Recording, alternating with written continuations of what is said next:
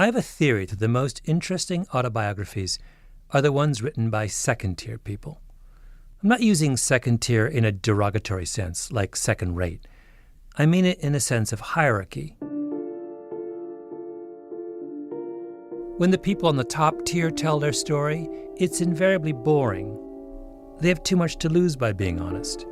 Their public stature works against them on the page because they know anything they write that's even vaguely controversial or opinionated, in other words, anything interesting, it's going to get dissected and distorted by the media. But the memoir of the person under the general or the president or the CEO, the person you've never heard of, that person has a lot less to lose, and their memoirs are where the gold lies. Not long ago, I picked up a book called Company Man, 30 Years of Controversy and Crisis in the CIA. It was by a man named John Rizzo. I checked the book flap for Rizzo's bio. He wasn't the director of the CIA, or the deputy director, or even the head of operations, which is the person who runs all the spies. No, Rizzo was an attorney in the agency's legal department, eventually rising to acting general counsel. When I saw Rizzo's book, I thought, bingo, I have to read this. I was not disappointed. My name is Malcolm Gladwell. You're listening to Revisionist History, my podcast about things overlooked and misunderstood. This episode is about a story John Rizzo tells on page 148 of his autobiography. It's a story about a spy, a very good one, and what happened to him. Right after I read it, I got in touch with Rizzo. I asked him if I could interview him about the story of the spy. He said, of course. Then in his email, he added a postscript. P.S. Interesting that you focused on that episode. When I finished the manuscript, I figured that if any single anecdote in the book would garner public attention, that would be the one. As it turned out, I don't remember anyone ever asking me or otherwise talking about it, which I found puzzling. Yes, it's puzzling. I mean, he was probably 40, maybe. As I say, I saw pictures of him, photos of him at the time. I'm sitting at Rizzo's kitchen table at his house in Washington, D.C. He's telling me about the spy he mentioned in his autobiography. And he looked like Al Pacino, circa Godfather 2. He was he was European looking, he was still a young man. And I think he reached sort of, a stage in his life that he felt remorse, guilt about what he had done in his youth and in his formative years. As simple and confounding as that. I mean, I don't recall another instance of an asset coming to us under those kinds of circumstances. An asset is CIA speak for a source, someone on the inside. This asset, the man who looked like Al Pacino, was a terrorist. Do you know the details of how he approached the CIA to say, I've had a change of heart? I believed he just volunteered his services, and I think he just walked into an embassy. And what do we know about the quality of the information he was providing? It was very good. He was considered highly reliable. And he didn't want much money. That was the other interesting thing. He didn't want money. I mean, most assets, they want money. Why didn't he want money? Because he said that he was doing this for his conscience, to make up, and it was an act of expiation. An act of expiation. You will want to take sides when you finish this story. My advice to you is, don't.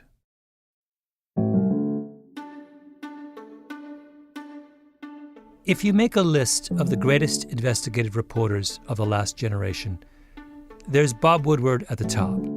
There's Mark Bowden, who wrote Black Hawk Down, Seymour Hersh, who wrote for the New York Times for many years and then the New Yorker, Steve Cole, Jane Mayer. There's a guy who I sat next to when I first started my career at the Washington Post many years ago, Mike Isikoff, who was a bulldog. And somewhere in that top cluster of investigative reporters is Tim Weiner. He's one of the few journalists ever to have won both a Pulitzer Prize and a National Book Award. In the 1980s, Weiner worked at the Philadelphia Inquirer, and his first foreign assignment was covering the overthrow of the Filipino dictator Ferdinand Marcos. When Weiner came back, he convinced his editor to send him to Afghanistan, where the CIA was then secretly funding the Mujahideen in their battle against the Soviet occupation. I called up the CIA, which had and always has had a public information office. And I said, hey, I'm going to Afghanistan. I understand you people do country briefings from time to time for foreign correspondents. How about it? And he said, absolutely not, and hung up the phone. So off I went to Afghanistan. I had a jolly old time, came back, and I hadn't been back in Washington for more than a day when my phone rang. It was a public information officer from the CIA. This time, he was friendly. He said, why don't you come by for that briefing? So off I went through the CIA, which is in the woods about 8 miles outside of the White House. Checkpoint 1, checkpoint 2, checkpoint 3. Into the lobby of the CIA. And up on the left-hand wall in great gold letters it says, from the Gospel of John, and ye shall know the truth, and the truth will make you free. So I'm hooked already. I go up to the 7th floor, which is where the executive suites were, and there are 4 CIA officers sitting around a table for my, quote, briefing, unquote. But they really only wanted to know one thing from me, which was, what's it like? These were supposed to be the 4 top CIA experts on Afghanistan. They'd never been to Afghanistan. So I walked out of there thinking, I'm going to devote the rest of my life to making a study of this agency. I was completely fascinated. Weiner went to the New York Times in 1993, continued covering the agency all throughout the 1990s. He was very, very good at it. Weiner was covering the CIA during the Aldrich Ames affair. You may remember that. Ames was a senior CIA officer who worked there for more than 30 years, and he ended up telling the KGB everything he knew, including the names of the agency's assets inside the Soviet Union. It was one of the most damaging cases of espionage in American history. Ames is under arrest, and I'm thinking, I should go interview Ames. I wonder where Ames is right now. And as it turned out, he was in a county jail. So I go to the county jail, and I say, I'd like to talk to prisoner Aldrich Ames. And I walked into the interview room, and there was Aldrich Ames. We talked. How long did you talk to him for? Well, about an hour. Wait, you stopped after an hour? Did they stop Well, you? It's a visiting hour. Tim, this is the greatest scoop of your... It's a scoop. And I gave him my phone number. And he called me collect, on a regular basis. And I did a number of stories based on firsthand interviews where he essentially confessed to everything he'd done and gave me some rather vivid descriptions of life inside the CIA, most of which were true and demonstrably true. Maybe you have to have been a reporter to understand how fantastic that story is. I was a reporter at the Washington Post for 10 years. I would have assumed that the worst spy in American history was under triple lockdown somewhere, whisked away by helicopter to a black site. I would have waited for the press release. But Weiner is the kind of person who would assume that if the intelligence establishment was naive and disorganized enough to have its clock cleaned by a KGB mole, then it was probably naive and disorganized enough to park that same mole unattended in the county jail. And I covered them like you would cover a courthouse, or the cops, or Congress, or the White House. They're an arm of the government, like the Internal Revenue Service or the Post Office. They happen to be a secret arm of government.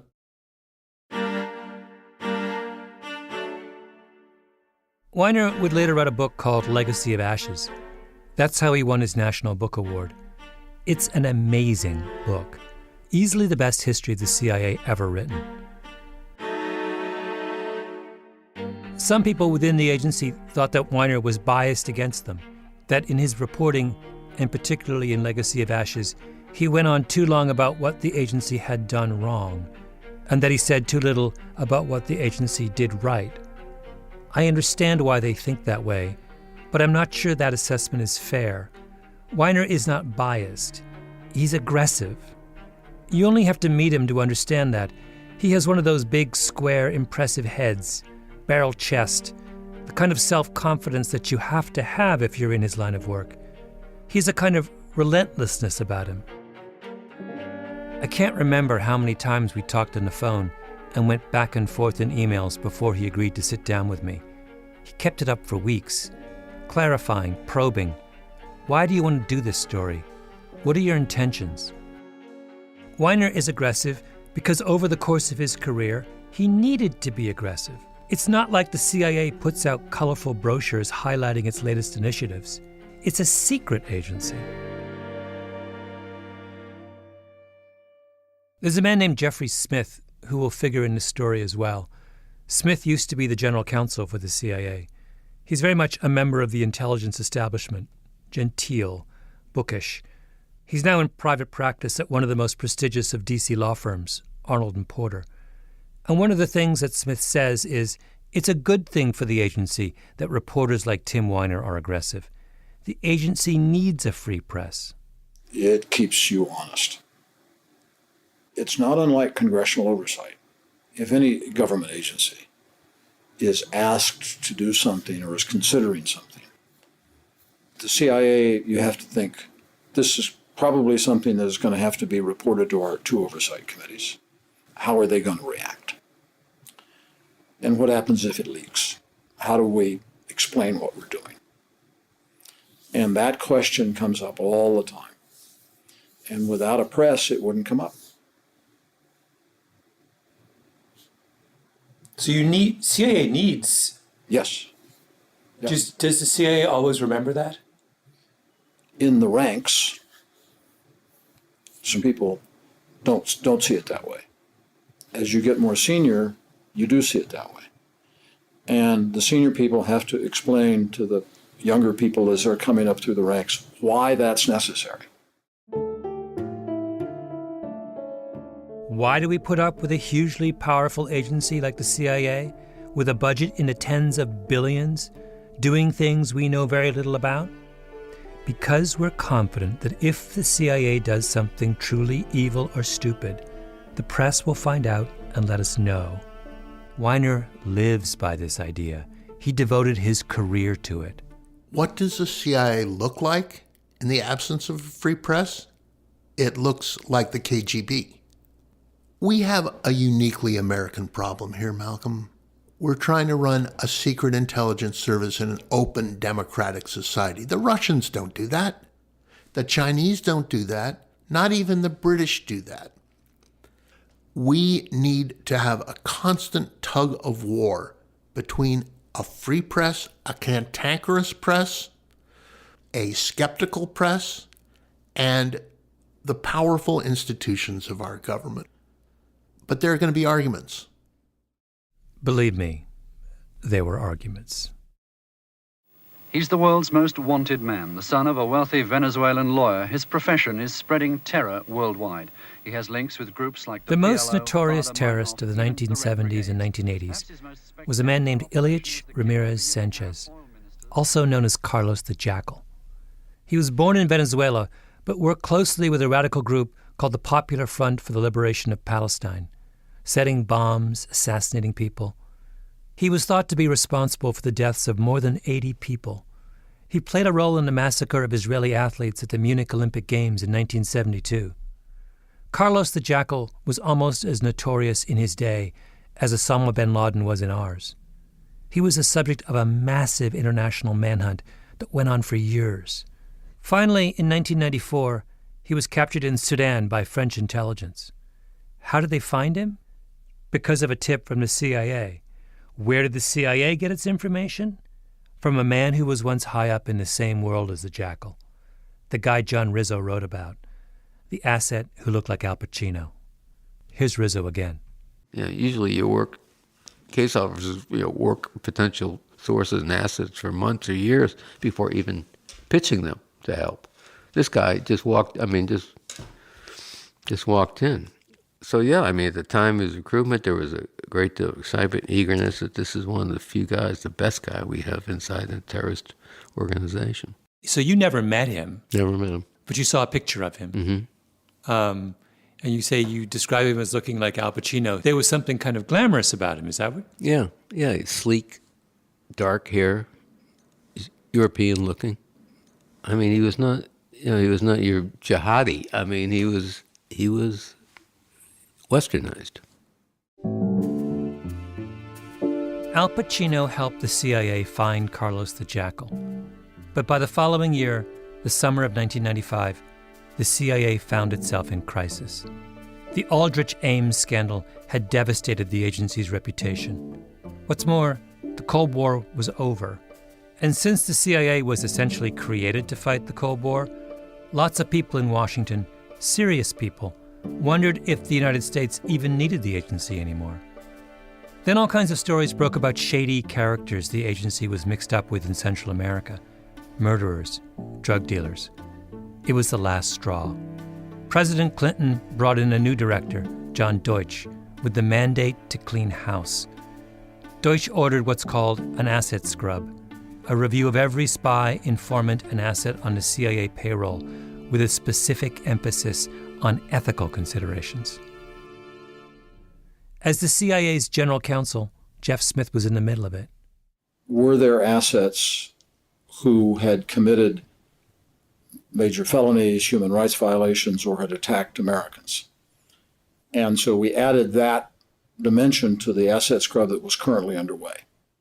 And one of the files the agency reviewed was that of Al Pacino. John Rizzo was Jeff Smith's deputy. He was in the middle of it as well. It was discovered that he had actually committed terrorist acts against Americans, bombings in Europe, and that he had wounded some with his bombs. I mean, obviously the intent was to kill them. Now that was somehow missed. Now, I don't know how it was missed or whether, frankly, it was just overlooked, but it should have been a red flag.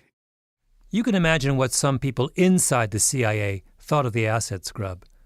The function of a spy service is to find out what the bad guys are doing. And the best way you find out what the bad guys are doing is to have another bad guy tell you, right? So why would you have a rule saying the CIA needs to be extra careful about hiring bad guys? But at the same time, there's a group that says, look, the agency is a mess. We might not have a future unless we clean up our act. We have to play by the rules. So what that meant was we belatedly discovered that we should have reviewed his record before entering into a relationship with him.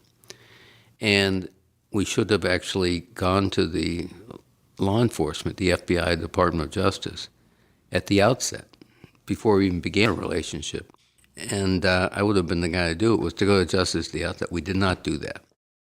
In the middle of all that hand-wringing, someone calls Tim Weiner. When do you first get wind of the retired terrorist? As I recall, in the late spring or early summer of 1995, I get word from inside the CIA that we have a problem here. And I begin to make inquiries. So somebody from inside the CIA, what is their motivation for telling you this? The CIA has screwed up. It has failed to inform the Justice Department that they have an asset on their books, a foreign agent who has, again, euphemistically, American blood on his hands. So why do they want to call the New York Times? To right a wrong. Because sometimes public disclosure is the only way to right a wrong. Do you think it's did they think it would be easier for them to fulfill their obligation to inform the Justice Department if there was a kind of leak of this fact first? There was a battle royal going on inside the CIA over the scrub. Mm-hmm. So Deutsch is pushing that, and within the agency, there's a considerable amount of pushback. So they're anticipating this is going to be a struggle. A considerable amount of pushback is an understatement. There was fierce opposition. So I'm guessing the people who call you are the ones who are in favor of the scrub. The people who call me are patriots who love their country and who are sworn to uphold. Let me rephrase that. The people who called me, I believe, are patriots who love their country and are motivated to live by their oath to uphold the Constitution and obey the laws of the United States. Weiner waits, continues to ask around. Then late in the summer of 1995, the CIA decides to take its medicine. Rizzo goes to the Department of Justice and tells them good, bad, and ugly about their Al Pacino. They were upset. Basically, why are you just telling us this now? Why didn't you tell us before you got in bed with this guy? So yeah, they were upset, as I knew they would be. You have to weigh this guy is, gold against the fact that, well, he's got attempted murder of Americans on his resume. At the same time Rizzo's having that conversation, the head of the CIA's Counterterrorism Center went to Capitol Hill and briefed members of Congress about the acid scrub. They weren't happy either. People all over Washington now knew about Al Pacino. People in the Department of Justice, people in the White House, people on the Hill, representatives, senators, staffers, and Weiner's phone rings again. My rule of thumb on a story like this is that I want to have 3 sources. And I want to make sure that the second source is not the first source, in which case I have 1 source, right? So I had 2 sources. I did get a call. The call was a call to have a conversation outside of the normal circuits of the telephone lines.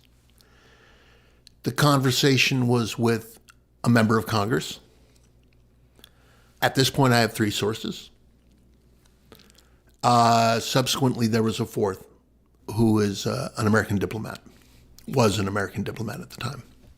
Weiner calls the CIA press office and talks to the agency spokesman at the time, Dennis Box.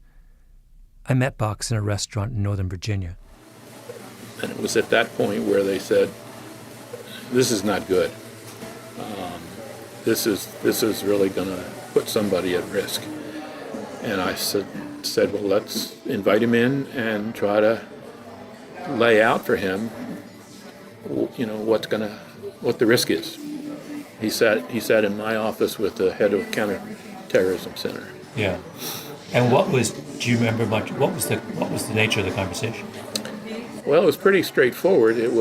He's got a fairly mild demeanor. He's not, at least with us, he wasn't aggressive or abrasive. I mean, he was just kind of laying out, here's what I have, here's what I've been told. But it was the details of this particular asset that got our folks worked up. This particular asset, meaning Al Pacino. Box says the head of the Counterterrorism Center explained all the specific things that, if published, would put Al Pacino in danger. He tried to interest Weiner instead in a broader story about the asset scrub, which wasn't really a secret at that point. These kinds of conversations between reporters and government officials are not unusual. This is how Washington works.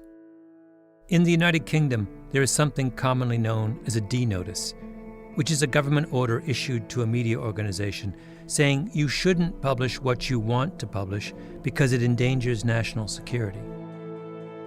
If this story were taking place in the United Kingdom, the minute Weiner called to say, I know about Al Pacino, the British government would have slapped a D notice on him. End of story. But the United States doesn't have D notices. It has a constitutional right to freedom of the press. So what happens instead is a negotiation. The reporter comes in, he or she gets briefed. Maybe the head of the CIA calls the editor of the Washington Post or the New York Times and says, "Look, we're really uncomfortable with this. Here's why." Just as I was writing this episode, the Washington Post reported that in a meeting with Russian officials, President Trump let slip some very sensitive intelligence from an ally. It was about the intention of Middle East terrorists to use laptops as bombs. Huge story. But if you read the initial news accounts closely, it's obvious that the reporters held some information back. They didn't tell us which American ally gave us that information. It seems like they knew the location of the spy, but they didn't tell us that either. This is what I'm talking about. Somewhere along the line, there was clearly a conversation between those reporters and the CIA, and the reporters listened and then said, "We're going to disclose what we think is necessary to make the point about the recklessness of the president, but we're willing to withhold details that you tell us might damage national security." Jeff Smith says he's been involved in lots of these conversations, both on the government end and now on the media end, because he has media organizations among his clients. One of the things I fault the government on is too frequently the government just says, well, harm could result. That then leaves my clients, when I'm on the client side, in the terrible dilemma of saying, well, what's the harm? And the government said, well, we can't tell you. But Smith, as you can imagine, can see the government's side as well. If you're the CIA trying to convince a reporter or an editor not to spill a secret, you have to tell them enough about the secret so that they understand what's at stake. What you don't want to do is reveal even more of the secret than what has already been revealed. And all of this while respecting the fact that the press in America can, at least in principle, do pretty much whatever it wants. What the government tries to do is indicate gradations of harm. This is really bad. This is less bad. And leaving the editorial judgments to the press. But the government should not be in the business of saying, we agree you can print this. It's tricky. From the national security side, you have to trust the editors or the publishers or whomever you're talking to, and tell them why, and as specific as you can, what the harm would be, so that they can make a judgment. It's then incumbent upon the editors to take that seriously. This is exactly the kind of elaborate dance Weiner and the head of the Counterterrorism Center are having in the summer of 1995. In Rizzo's book, he says that some of the things the counterterrorism chief told Weiner left him bug-eyed with shock. Weiner says that's nonsense, but the point is this: their conversation wasn't the CIA giving instructions to the New York Times. That's not how the balance between a free press and a clandestine service works. Did the counterterrorism chief say to you, don't mention this guy at all? It was a strong preference of the counterterrorism chief that certain identifying details that were known to me stay out of the public realm. And I agreed with that. I mean, what is the point of publishing the guy's country of origin, the intelligence service he worked for, the specific time and date and place of the attacks? Does the reader need to know that? No. The story's about the balancing test. I knew who he worked for, I knew the specific time and place of the attacks, and I knew how grievous the attacks had been. Every detail of that was scrubbed of my own free will and volition from that story, based on my principle that I do not want to publish anything that can get anybody hurt.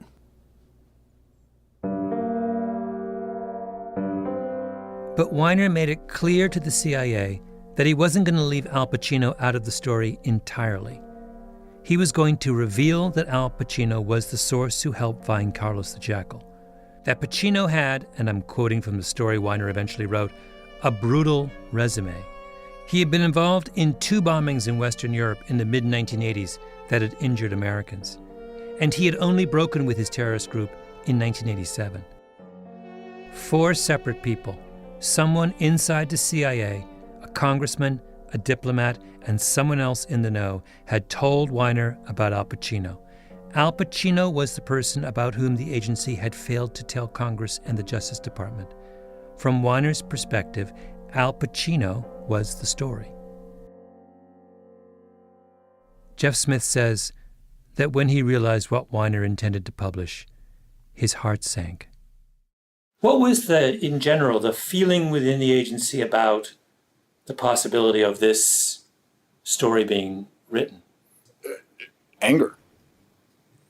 Anger that it had leaked so quickly. And then a real desire that we do all we could to not have the details of what this individual had told us and what happened to come out. When you say what happened, do you mean, are you talking specifically about this individual's involvement with fingering or helping to find Carlos Pacheco? Yeah. To your mind, that was the identifying? Yes. The agency scrambled to get in touch with Al Pacino. They had to warn him. Here's Rizzo again. You can't just call up an asset and say, meet me in a cafe around the corner in an hour. I mean, they'd have located him, signal that an emergency meeting was necessary. I think the meeting actually took place either just immediately before the story came out or on the day the story came out. And what did the asset say during the meeting when told this? Well, I was told that he was flabbergasted, felt absolutely betrayed. How could this happen? How could you do this to me? I'm a dead man. And our case officer broke the news to him, offered immediate evacuation, safe haven, get him the hell out of there. And he refused. He just walked away. He said, you betrayed me, and that was it. He just walked.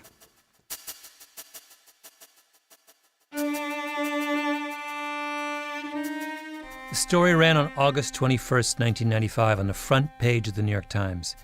CIA re-examines hiring of ex-terrorist as agent. It was also translated and ran in newspapers around the world. Al Pacino's case officer put a copy of the Greek version on his wall. And when the case officer was asked why, I'm told he said, "I do this because it is a reminder to all of us in this division about the consequences of breaking faith with your asset." One of the most famous of all New Testament stories is what happened to Saul of Tarsus on the road to Damascus. Saul was a strong opponent of the early Christian church. He persecuted the early Christians, the Bible says, beyond measure. He stood by and watched as one of the earliest of Jesus' followers, Stephen, was stoned to death. And then one day, on the road to Damascus, Saul had a vision of the resurrected Jesus and converted to Christianity. Saul became Paul, cornerstone of the early Christian church. Saul was allowed to become Paul. That's the point of the story of Paul's epiphany. He had been the sworn enemy of the early church, and then he said that he had changed his mind, that he regretted his previous acts, and he was forgiven. That idea that we are allowed to transform ourselves has been central to our culture ever since. The man we've been calling Al Pacino was a sworn enemy of the West.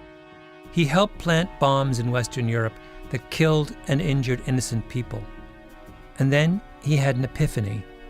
He walked into an American embassy. He said, "I don't want money. I just want to atone for the evil that I have done." But in Al Pacino's case, we did not allow him to transform himself.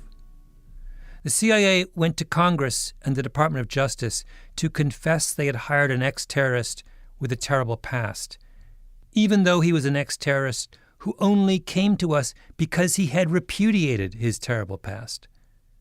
The Justice Department says, "Why didn't you tell us before you got in bed with this guy?" As if he were still the guy you would never want to get in bed with. The headline to Weiner's story says, "CIA re-examines hiring of ex-terrorist as agent," as if the central fact about Al Pacino was his past associations, his brutal resume, as Weiner put it. A resume is a list of accomplishments. But Al Pacino did not consider his past record an accomplishment. He wanted to repudiate it. That was the whole point of him walking into an embassy and offering us everything he knew. Remember what Rizzo said about why Al Pacino did not want money? He said he was doing this for his conscience. It was an act of expiation. Expiation is the act of making amends or reparation for guilt or wrongdoing. Atonement. He asked for atonement. We pretended to give it to him. Then we took it away. What's wrong with us? So what happened to Al Pacino? I think you can guess. Very soon after the New York Times story ran, he was killed by his former terrorist colleagues. They identified him. They tracked him down. When I said at the beginning that you would feel the urge to take sides and that you shouldn't, I was talking about this moment. We can argue all day about what is and is not an appropriate leak, or about who's to blame when negotiations break down between the government and the press over a sensitive story. But if you get too lost in picking a side in that argument, you lose track of Al Pacino, whoever he was, this man who risked his life for a country other than his own, asking only in return that he be granted absolution.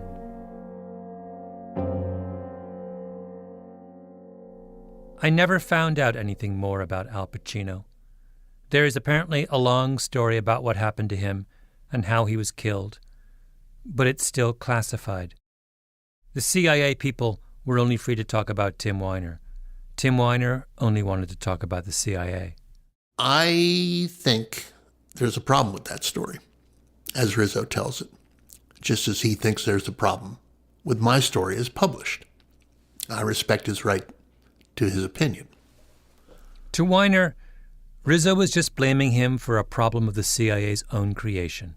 They were the ones who opened up Al Pacino's file.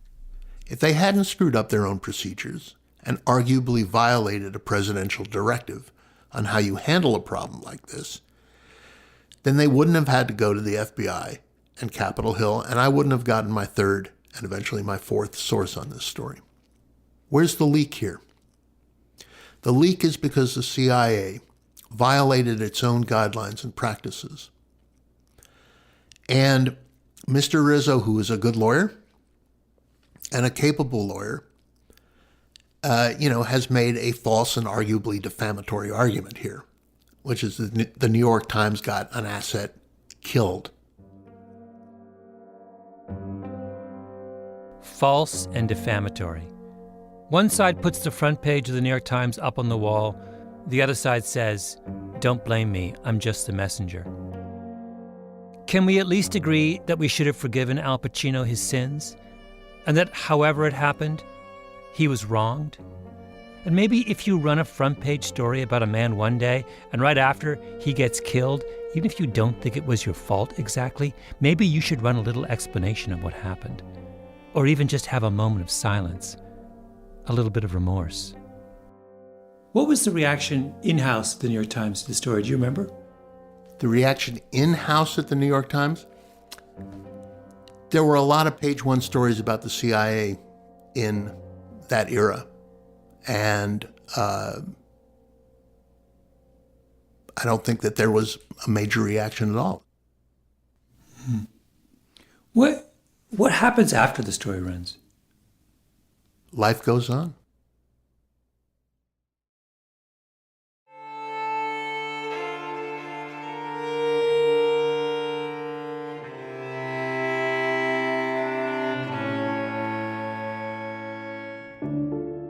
Revisionist History is produced by Mia Lobel and Jacob Smith with Camille Baptista, Stephanie Daniel, and Xiomara Martinez-White.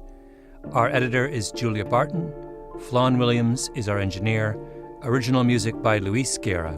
Special thanks to Andy Bowers and Jacob Weisberg at Panoply. I'm Malcolm Gladwell.